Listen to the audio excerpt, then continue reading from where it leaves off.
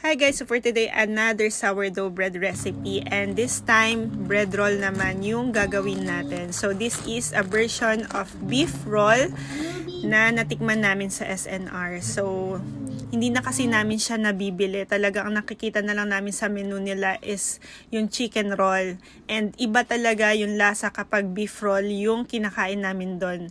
And dahil na-miss namin siya and meron naman kaming mga recipe is eto, ginawa namin siya using yung fermented na sourdough natin. So ito yung kung nasundan nyo yung mga vlog ko, ito na yung kadugtong ng mga finiferment ko na sourdough. So, ayan. So, ginamit ko, part of it, ginamit ko siya pang bread roll. Ayan. So, and for the beef recipe is bumili lang ako ng ground beef. Nilagyan ko siya ng bell pepper, ng white onion, some paminta, and some seasoning. Ayun lang. Ganun lang, asin.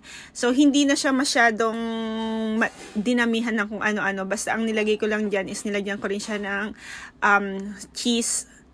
Minix ko siya dun sa ground beef natin. Tapos, hindi ko niluto yung ground beef. Hinayaan ko lang siya na fresh pa siya na ganon.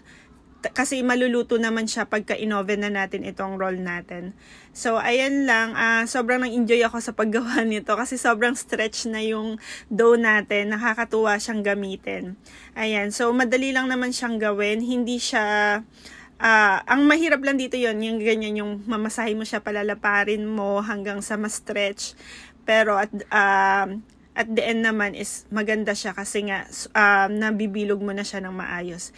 And eto nga, so ginawa ko to before, kaya lang failed yung una kong mga nagawa, and this time is medyo na perfect ko na siya. Tapos meron siyang crunchy outside.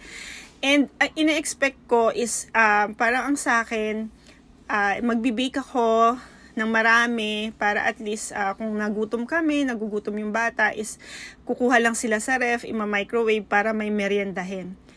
Kaso, it turns out, after ko siyang ma-bake, Sophie got the 4, ako isa, and then the rest sila Jay isa. So, parang sabi ko, hindi man lang siya umabot ng kinabukasan kasi nga, nung binake ko to is hapon na, parang 5 PM ko na siya na bake. And then, parang siya na yung pinaka-dinner namin. Tapos, sobrang nabitin kami. Kahit si Jay, parang naghanap pa siya ng kakainin. So, bigla kaming napaluto na lang ng noodles. So, yun, yung ini-expect ko na sana man lang umabot ng kinabukasan. Diyos ko, hindi na po siya umabot. And siguro uulitin ko na lang kasi sobrang nasarapan kami sa ginawa namin to. Parang feeling ko nakuha ko talaga yung recipe na nakain na, yung taste na natikman ko sa SNR. Kasi yung crunchy outside, yun yung nalalasahan ko noon dun sa binibili namin. So, na-achieve naman namin yun.